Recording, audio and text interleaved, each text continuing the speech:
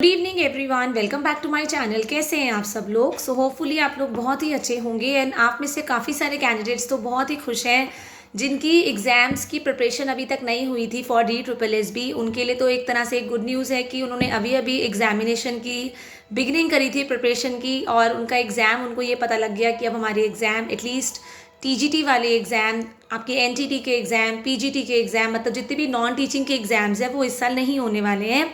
तो अब तो आपकी प्रिपरेशन बहुत अच्छी होनी चाहिए एंड जो कैंडिडेट्स ऑलरेडी प्रिपरेशन कर चुके थे, आप लोगों के लिए एक अच्छी अपॉर्चुनिटी है कि आप लोग फिर से अपनी रिवीजन कर सकते हैं। जो चीज़ें आप लोगों ने, जो टॉपिक्स आप लोगों ने छोड़े थे वो आप कंप्लीट कर सकते हैं। जिन टॉपिक्स में आपको बहुत प्रॉब्लम है, जो जो भी सब्जेक्ट आपका वीक है, उस पर आप पूरी विग्रस प्रैक्टिस कर सकते हैं। सो होपफुली आप लोगों की प्रिपरेशंस अच्छी ही चल रही होंगी। यस, आप लोग मुझसे ये कह रहे हैं कि मैं जीके की क्लासेस लूँ, तो बहुत ही जल्दी, मे बी कल या परसों, I will be starting my new YouTube channel जिस पे सिर्फ मैं क्लासेस दूंगी। Because I am from science background only, मैं साइंस ज़्यादा अच्छा पढ़ा लेती हूँ। तो मैं साइंस और जीके की क्लासेस आप लोगों की पूरी कोशिश करूँगी कि साइंस की क्लासेस और जीके की क्लासेस मैं रेगुलरली लूँ।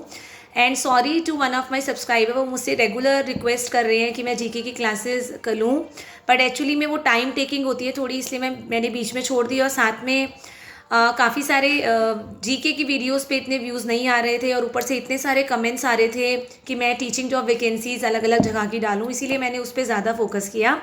But it is not your fault, आपने बिलीव किया और आपको मेरी जीके की क्लासेस अच्छी लगी, तो मैं डेफिनेटली कंटिन्यू करूँगी on my new YouTube channel. So कल या परसों मैं आप लोगों को इंट्रोड्यूस करूँगी अपने न्यू यूट्यूब चैनल का नाम, जिस पे मैं सिर्फ आपकी जीके की क्लासेस फॉर DSSB और TGT नेचुरल साइंस की प्रिपरेशन, जिसमें हम साइंस की क्लासेस, जिसमें एटलीस्ट बच्चे भी पढ़ सकते हैं 6 to 10, और टीचर्स भी जो DSSB के लिए या KVS के लिए प्रिपेयर कर रहे हैं वो भी कर सकते हैं। देन बात कर लेते हैं हमारी DSSB की PRT की वैकेंसीज़ की। एज आप में से काफ़ी सारे कैंडिडेट्स जो हैं काफ़ी टाइम से प्रिपरेशन कर रहे हैं DSSB PRT की, बट निराशा ही हाथ लग रही है। तो अभी और 2-3 महीने आप लोगों को वेट करना पड़ सकता है, एज अभी DSSB PRT की वैकेंसीज़ की कोई भी अपडेट नहीं है, क्योंकि अभी न्यू रिक्रूटमेंट रूल्स जो हैं वो बन रहे हैं। अब तक तो हम लोग यही जानते हैं कि DSSB PRT के लिए, चाहे आप मेल हैं चाहे आप फीमेल हैं, आप लोगों की जो एज लिमिट होती है वो 30 साल होती है। SC ST के लिए आपको पता है कि 5 साल का एज रिलैक्सेशन मिलता है, जबकि फीमेल को इसमें कोई भी एज रिलैक्सेशन नहीं मिलता है। देन अगर आप लोग OBC कैटेगरी से हैं तो आपको 3 साल का एज रिलैक्सेशन मिलता है।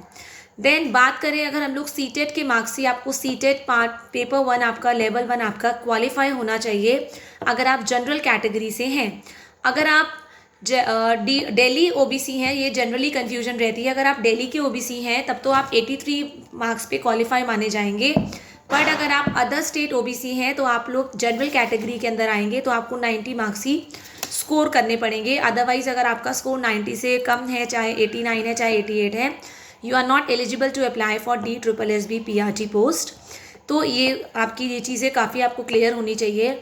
अब न्यू रिक्रूटमेंट रूल्स जो बन रहे हैं उसमें एज में कुछ ना कुछ चेंजेस आ सकते हैं, वो अभी किसी को भी नहीं पता है। जैसे ही न्यू रिक्रूटमेंट रूल्स बन जाएंगे तब आप लोगों को अपडेशन मिलेगा, उसी के बाद मतलब मान लीजिए आपको नोटिफिकेशन देखने को मिलेगा। एज अब अगले साल आपको पता है ऑलमोस्ट हमारा मिड अक्टूबर आ चुका है, आज हमारी 18 अक्टूबर है, तो हमारा न्यू रिक्रूटमेंट रूल्स बनने के बाद नोटिफिकेशन आएगा। उससे पहले आपको पता है हमारे 2025 के बिगनिंग में ही जनवरी फरवरी में आपके दिल्ली के इलेक्शंस हैं। अगर इलेक्शन से पहले आ गई, वैसे तो ऐसे बिल्कुल भी चांसेस नहीं है कि इलेक्शन से पहले आप लोगों की वैकेंसीज आएंगी। अब ये आपको मार्च तक ही देखने को मिलेंगी वैकेंसीज, इससे पहले देखने के लिए बहुत ही, मतलब मान लीजिए 10% चांसेस है कि आपको इलेक्शन से पहले दिख जाए, अदरवाइज इलेक्शन के बाद ही आप लोगों को देखने को मिलेंगी DSSB की PRT की वैकेंसीज। बट आएंगी ज़रूर, साल के शुरुआत में ही आएंगी, पहले 4 महीने में ही आएंगी। तो अगर आप लोग प्रिपरेशन कर रहे हैं तो ऐसा मत सोचिए कि आपकी वैकेंसीज नहीं आएंगी। जब बाकी की पोस्ट की, टीचिंग पोस्ट की आई है, तो आपकी भी ज़रूर आएगी। बस अपनी पढ़ाई करते रहिए, अपने आप को इतना पक्का कर लीजिए अपनी पढ़ाई के अंदर, अपने कंसेप्ट के अंदर, कि जब वैकेंसी आए तो आप लोग खुश से हों और आप लोग सिर्फ रिविज़न करें उस टाइम पे।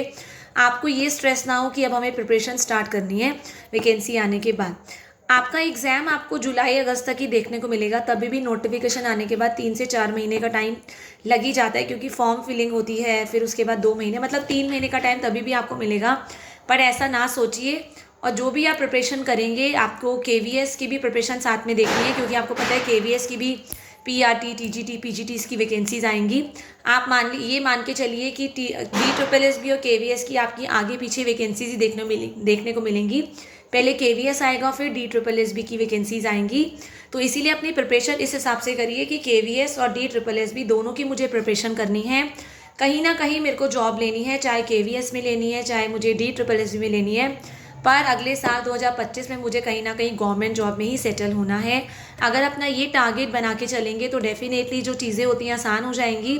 बस आपको हार नहीं माननी है। वो मैं जानती हूँ हार मानने लग जाते हैं हम लोग क्योंकि जब कहीं से भी न्यूज़ नहीं आती है, ऊपर से ये आता रहता है कि यहाँ पे भी वैकेंसी नहीं आ रही है, ये भी नहीं आ रहा है, तो डेफिनेटली नेचुरल है ऐसा होना। पर तभी भी मैं तो आपको हमेशा मोटिवेट करने की कोशिश करूँगी, पॉजिटिव करने की कोशिश करूँगी। आप लोग प्रिपरेशन करते रहिए, कहीं ना कहीं आपका ज़रूर सिलेक्शन होगा। अगर आप लोग खुद पे फेथ करते हैं, सक्सेस ज़रूर आपके पास आएगी। इसीलिए पीआरटी के लेके यही अपडेट है। अगले साल की शुरुआत में आपको आफ्टर फरवरी, मार्च, अप्रैल तक आपको ये वैकेंसीज देखने को मिली जाएंगी।